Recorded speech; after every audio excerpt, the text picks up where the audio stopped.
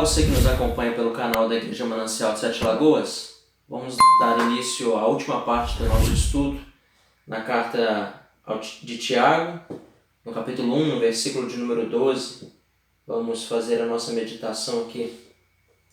Diz aqui: feliz é aquele que suporta com paciência as provações e tentações, porque depois receberá a coroa da vida que Deus prometeu àqueles que o amam.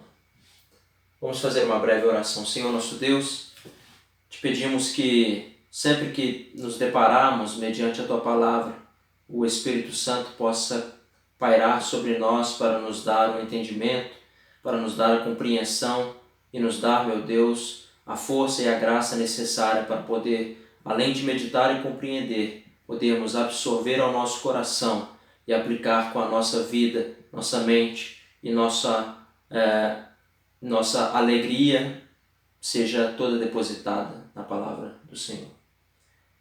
Bem, como nós já vimos nos versículos de número 2 até o versículo de número 8, Tiago ele vai nos apresentar a proposta de provação e nos vai trazer a ideia e a mente de que a provação ela vai nos levar a exercermos a perseverança. Essa perseverança vai nos levar a uma maturidade espiritual em relação aos problemas, às dificuldades ou provações, como ele usa em sua carta. Mas além desse benefício, além desse caminhar todo que a gente viu nesses versículos, ele encerra o seu argumento no versículo 12, esse argumento inicial do capítulo, dizendo que toda essa caminhada, ele vai comparar isso como se fosse uma caminhada, toda essa caminhada que nós passamos pela provação, exercemos perseverança e obtemos maturidade, ele vai mencionar que isso vai nos levar para algo além, como se fosse um prêmio. A ideia que Tiago vai comparar para a gente aqui é uma ideia como uma vida cristã sendo uma corrida de obstáculos. Naquela época onde essa carta foi escrita, era muito comum na região de Roma, do Império Romano, haver competições, e essas competições, uma delas era corridas e havia obstáculos. Hoje essa prática ela é mais exercida nos meios militares, para treinar as suas tropas. Então o soldado, ele, no seu treinamento, ele vai passando por um processo, uma corrida, vamos dizer assim, e vai tendo obstáculos onde ele tem que pular, ele tem que escalar, ele tem que subir corda, passar debaixo de arame farpado, pela lama, ou seja, diversos obstáculos são criados para dificultar a vida daquela pessoa, e aquele que chegar em primeiro lugar, no final, seria o campeão, o vencedor, não é?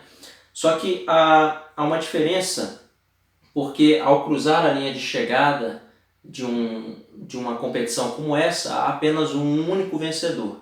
Segundo a carta de Tiago, a diferença da vida cristã é essa, porque o obstáculo, a corrida, a jornada, a vida cristã ela é igual para todo mundo. Então todo mundo vai passar pelo desafio dos obstáculos. E todo mundo deve chegar até o final. Então não haverá um primeiro, um segundo, um terceiro colocado. Haverá apenas aqueles que concluíram essa devida jornada. E quem chegar ao final dela receberá isso que Tiago está dizendo, que seria a coroa da vida. Todos, independente de idade, de cor, de sexo, todas as pessoas que cruzarem, todos que forem filhos de Deus, que cruzarem essa linha de chegada, receberão esse prêmio. Mateus, lá no livro de Mateus, no capítulo 5, versículo 10 ao 12, o Sermão do Monte, Jesus vai trazer uma ideia de que aqueles que suportarem as provações, lógico que a provação ali descrita por Jesus é uma provação por sua causa, serão chamados, melhor dizendo, de bem-aventurados, ou popularmente, comumente traduzido como feliz. O que é interessante a gente pensar, o que é maravilhoso a gente pensar, que bem-aventurança ou uma felicidade não é um simples sentimento, mas é uma bênção.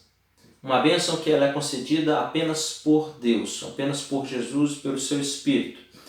Uma bênção que nos torna, como cristãos, pessoas satisfeitas em Deus, independente da circunstância que a pessoa pode estar vivendo. Por exemplo, segundo Jesus, seríamos felizes mesmo em meio às aflições, mesmo em meio às provações. Um texto interessante aqui, eu vou ler para você, está lá em Romanos 8,18. Lá o apóstolo Paulo vai dizer para nós a seguinte coisa: considero que nosso sofrimento de agora não é nada comparado com a glória que ele nos revelará mais tarde. Paulo, ao escrever aos Romanos, era uma igreja iniciante, uma igreja que estava começando na fé em Cristo, saindo dali de um paganismo, de uma idolatria, de religiões pagãs, para iniciar na fé que foi revelada através de Jesus Cristo. E Paulo ele vai dizer, olha, independente da circunstância que a gente passar, nada será comparado à glória futura que nos seria revelada. E veja que naquele tempo de Paulo, os sofrimentos poderíamos comparar com hoje infinitamente superior, porque aqueles homens e mulheres, irmãos nossos daquela época, passavam por sofrimentos aonde levavam eles à morte, torturas.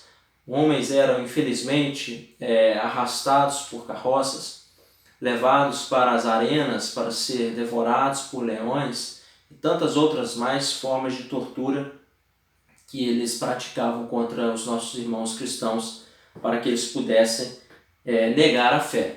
E segundo a Escritura, todos então que superarem, que suportarem com perseverança, segundo o próprio Tiago nos diz, que seria uma virtude a ser exercida nesses momentos de dificuldade, todos então que perseverarem a aprovação, que passarem por este momento, receberiam a coroa da vida.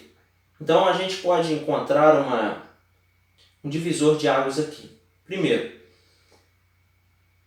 provações não são eternas, não são infindáveis, muito pelo contrário. Provações são períodos que Deus permite na nossa vida para que a gente possa crescer e amadurecer, mas tudo tem um fim determinado por Deus. Independente de qual seja esse fim, se seja um fim terreno e a nossa vida permanece, ou se essa provação nos leva possa nos levar à morte, como por exemplo as perseguições que eram travadas na igreja do período bíblico, toda ela vai culminar na vida eterna, ou seja, toda ela vai culminar num tempo onde nós deixaremos este mundo, seremos glorificados e Cristo irá transformar tudo como nós conhecemos hoje para que nós possamos morar aqui na nova terra e nos novos céus. Bem, quando Tiago ele se refere a receber uma coroa da vida, nós precisamos pensar exatamente o que significa coroa. Por que coroa? Nós seremos reis? De fato não. Rei será apenas o Filho de Deus. Mas então por que seremos coroados? A ideia é que coroa é um símbolo de glória, é um símbolo de honra. Então o que Deus estaria fazendo por todos aqueles que perseveraram fielmente a sua palavra nessa terra? Estaria coroando, estaria dando glória para nós, não que nós merecemos de forma alguma. Não há mérito nenhum na salvação, não há mérito nenhum nosso em parte disso. Mas Deus é tão bom e tão misericordioso que Ele vai conceder para nós uma coroa como um símbolo para que nós possamos nos alegrar ainda mais no gozo do Senhor. Entretanto, é possível que antes disso acontecer, nas diversas provações que iremos passar nessa vida, nós possamos perder até mesmo pessoas queridas. Como é muitos os casos nas Escrituras de pessoas que perderam as suas vidas em face do amor de Deus ou em face da permissão de provações, de problemas, de aflições aqui nessa terra. O que nós precisamos ter garantido não é que nós não perderemos nada, mas sim que nós temos algo já garantido. Deus não promete que nós não perderemos um ente querido, não perderemos algum recurso financeiro, algum bem material, algo de valor para nós. Mas Deus garante para nós que herdaremos uma vida eterna, herdaremos uma vida, segundo ele próprio diz aqui, Tiago, receberemos uma coroa e ele vai chamar essa coroa de coroa da vida. Ou seja, é algo tão precioso que nem mesmo a morte poderia usurpar e tirar de nós. Veja um exemplo interessante do ano de 1956. Havia um missionário e ele chamava Jim Elliot. E a história dele é que ele era um missionário na região ali do Equador e ele era um missionário voltado para os índios. Então, esses índios a qual ele pregava, a qual ele fazia a missão no meio daqueles índios, ele e sua equipe foram mortos por esses mesmos homens, esses mesmos índios, a qual era alvo de sua evangelização. Mas ele deixa uma frase muito interessante. Veja a compreensão e a maturidade de um homem que tem a sua confiança em Deus. Ele diz o seguinte: não é tolo quem entrega o que não pode reter para ganhar o que não pode perder. Veja, o homem não pode reter a sua vida. Então, naquela situação, ele só tinha uma opção: entregar. Mas havia uma coisa que ninguém poderia tirar dele, ou seja, a salvação, a coroa da vida eterna que estaria esperando por aquele missionário fiel na causa do Senhor. A ordem para a nossa vida, a ordem bíblica, nós talvez possamos invertê-la muitas vezes, mas pararmos para pensar, a ordem é a seguinte: primeiro sofrimento, depois glória.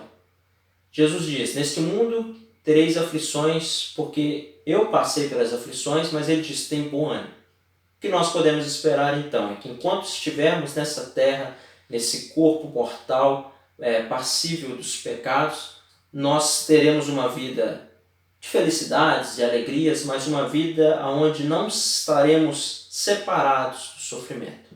Isso só irá acontecer depois, quando Cristo retornar para nós. Aí sim experimentaremos um período de glória a qual os nossos olhos e a nossa mente não pode compreender.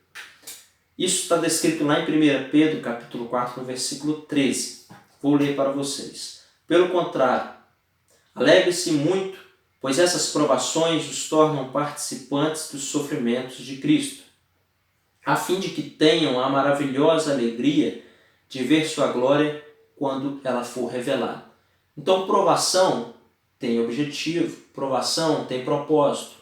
E a gente não pode nos achar superior ou melhor do que o próprio Cristo, que foi sem pecado e passou por diversas provações em amor a nós. No entanto, é grande o número de pessoas que querem, às vezes, um Deus apenas que serve. Ou seja, um Deus que serve para resolver seu problema, um Deus que serve para poder curar sua doença, um Deus que serve para poder ser um protetor da sua vida. Há diversas formas onde as pessoas olham para Deus, não apenas pelo que Ele é, mas sim para que Ele serve. Como se Deus fosse uma espécie de um anjo da guarda. Agora, a gente poderia nos perguntar da seguinte forma: nós amamos a Deus? Sim. Agora, o nosso amor a Deus está baseado no que Ele pode nos dar como serviçal, ou está baseado no que Ele é, na pessoa, no caráter de Deus? E para concluir essa pergunta, uma outra pergunta. Por exemplo, eu e você continuaríamos amando a Deus, amando ao nosso Senhor, mesmo que se Ele, por exemplo, tirasse tudo de nós? São perguntas muito difíceis de ser respondidas, mas que a gente precisa ter uma convicção dessa resposta. A gente vê lá em Jó perder tudo. E mesmo assim, pela crise que ele passa, ele encontra a sua convicção no Senhor. Nós temos lá em Filipenses, capítulo 3, no versículo 8 ao 10, a seguinte expressão sobre este assunto. Veja que sim, todas as outras coisas são insignificantes comparado ao ganho inestimável de conhecer a Cristo Jesus, meu Senhor. Por causa dele, deixei de lado todas as coisas e as considero menos que lixo, a fim de poder ganhar a Cristo e nele ser encontrado. Não conto mais com minha própria justiça, que vem da obediência à lei, mas sim com a justiça que vem pela fé em Cristo, pois é com base na fé que Deus nos declara justo. Quero conhecer a Cristo e experimentar o grande. Observa o que Paulo quer dizer com isso. Que todas as coisas deste mundo, e aí a ideia que Paulo ele vai trazer anteriormente, nos versículos anteriores, é a religiosidade, as práticas a qual ele vivia e depositava sua fé na sua justiça própria. Ele percebe que tudo isso, e ele usa uma expressão muito forte, é lixo, é algo desprezível, porque Cristo é maior do que tudo isso. E aí ele chega a essa imensa conclusão de que por amor a Cristo, perder às vezes vale a pena. Veja alguns pontos aqui comigo sobre esse capítulo, esse versículo número 12, da carta de Tiago, do capítulo número 1. Primeiro, Cristo jamais nos prometeu que nós teríamos uma jornada fácil nessa terra. Mas Cristo, ele garante que estaria conosco todos os dias. Da onde está escrito isso? Está lá em Mateus 28, 20. Jesus fala assim, lembre-se disto, eu estou sempre com vocês até o fim dos tempos. Você pode perguntar, mas Jesus não está no céu? Ele não foi assunto ao céu à vista dos seus próprios apóstolos e discípulos? Então como ele estaria conosco até o fim dos tempos? Ele deixa claro em outras passagens que a presença de Jesus estaria conosco através do seu Espírito Santo. Então não importa se a jornada é difícil, o que importa é que se ele está conosco. Então é uma certeza que a gente precisa ter. Segundo, ele, além de estar conosco, ele compadeceria, teria misericórdia das nossas dores. Está lá em Hebreus 4, no versículo 15, diz lá, nosso sumo sacerdote, que é Jesus, entende nossas fraquezas, pois enfrentou as mesmas tentações que nós, mas nunca pecou. Então, por que a gente deveria confiar mais ainda em Jesus, se alegrar mais ainda nele? Porque ele passou por tudo que nós passamos. E, além de passar, ele foi aprovado com excelência, sem pecado algum, limpo, puro, perfeito e santo. Ele sabe a dificuldade que nós passamos, ele sabe o que é ter fome, o que é ter sede, o que é ter frio, ele sabe o que é ser desprezado, ele sabe as diversas formas de problema que assola o ser humano. Ele passou e ele superou isso. E ele então pode nos ajudar nessas circunstâncias. Outro ponto seria que Jesus, além de estar conosco, além de compadecer das nossas dores, a Bíblia diz também que ele ajuda a carregar o nosso fardo. Então, ou seja, existe um filme, um livro de John Bunyan chamado O Peregrino. Ali vai se tratando a vida cristã em formas de figuras. Então, o pecado seria como um fardo. O que é que Jesus faz com a nossa vida a partir do momento que a gente começa a servir a Ele? Esse fardo é tirado de nós, esse pecado é tirado e colocado sobre Ele. Então Ele ajuda nós dali para frente, levando-nos em direção ao gozo eterno, à vida eterna ou à coroa da vida eterna. João, o apóstolo João, ele é muito feliz ao descrever isso. Lá no capítulo 14 do seu Evangelho, no versículo 1 ao 3, ele diz, não deixe que seu coração fique aflito. Creia em Deus. Creiam também em mim. Na casa de meu pai há muitas moradas. Se não fosse assim, eu lhes teria dito, vou preparar lugar para vocês. E quando tudo estiver pronto, virei buscá-los para que estejam sempre comigo, onde eu estiver. João escreve as palavras ditas por Jesus. Jesus está dizendo que após esta vida, haverá uma cidade, haverá morada, haverá casas construídas pelo nosso próprio Deus. E nós então não deveríamos ficar totalmente aflitos nessa vida. As aflições vêm, as angústias, os medos, tudo isso vem. Mas a gente deve, por um instante, ou várias frequências distantes, pois isso é constante em nossa vida, a gente deve apartar o nosso coração desse sentimento, confiar mais em Deus. Um outro ponto seria que Deus tem um tempo perfeito para todas as coisas. Existe um ditado, e esse ditado ele não é bíblico, por isso ele é errado, que diz o seguinte: Deus tarda, mas não falha. Biblicamente, Deus nunca tardou. Deus sempre vem e virá no tempo perfeito e exato, segundo o seu propósito. É isso que a Bíblia diz. Está lá em Tiago, capítulo 5, versículo 7 a 11. Um outro ponto seria: nós por acaso seríamos mais dignos do que o próprio Cristo, que padeceu por nós? Então, se a gente olhar para todo o sofrimento e a paixão de Jesus na sua caminhada nessa terra até a cruz, a gente vai ver que Cristo sofre muito. Nós não somos melhor do que Cristo. Se Deus não poupou o seu próprio Filho, então nós não deveríamos nos considerar merecedores de sermos poupados de coisa alguma. Nós deveríamos nos alegrar por qualquer sofrimento, podemos experimentar um pouquinho daquilo que Cristo experimentou por nós. Bem, é maravilhoso quando a gente para refletir nas Escrituras e observa as riquezas que o Senhor disponibiliza por nós através dela. Mas eu gostaria de concluir da seguinte forma: em vez de nós ficarmos murmurando, resmungando, revoltados contra Deus pelos momentos difíceis, pelos problemas, nós deveríamos reagir, ou melhor, devemos reagir com alegria. Alegria pela seguinte forma: primeiro, porque tudo isso é uma permissão de Deus para nos provar, nos atestar e nos aprovar. Tudo isso é algo que nos torna maduros. Isso é motivo de alegria. E além do mais, nós devemos nos alegrar porque é uma mudança de paradigma. Antes nós tínhamos o nosso tesouro, nós depositávamos o valor, não é? Guardávamos aquilo de importante em coisas que muitas das vezes não é o próprio Deus ou a sua vontade para nós.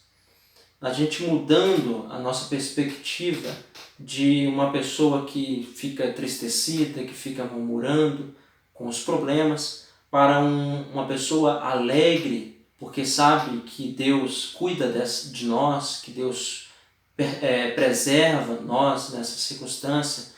A gente deve nos alegrar porque enxergamos que o resultado de tudo isso é uma produção de uma fé madura, uma fé que será, melhor dizendo, purificada pelo fogo das provações e das dificuldades.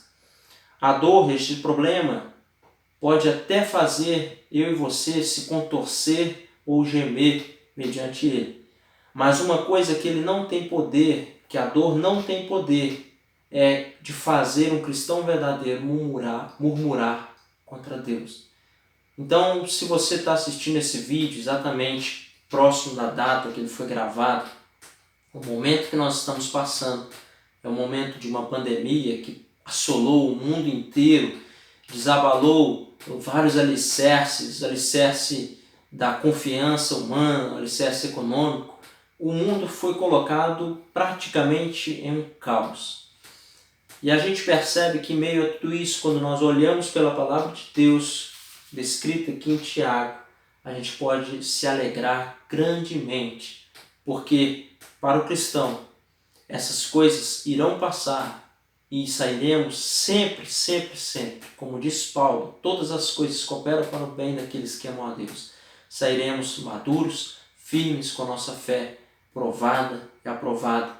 Que Deus possa te abençoar através dessa série, que você possa continuar confiante no Senhor e sua fé possa sair aumentada. Curta, compartilhe esse nosso canal para que tudo aquilo que nós estamos produzindo para você possa passar para frente para ser bênção para as outras pessoas e assim a gente possa semear neste mundo de aflição a palavra de Deus. Deus te abençoe.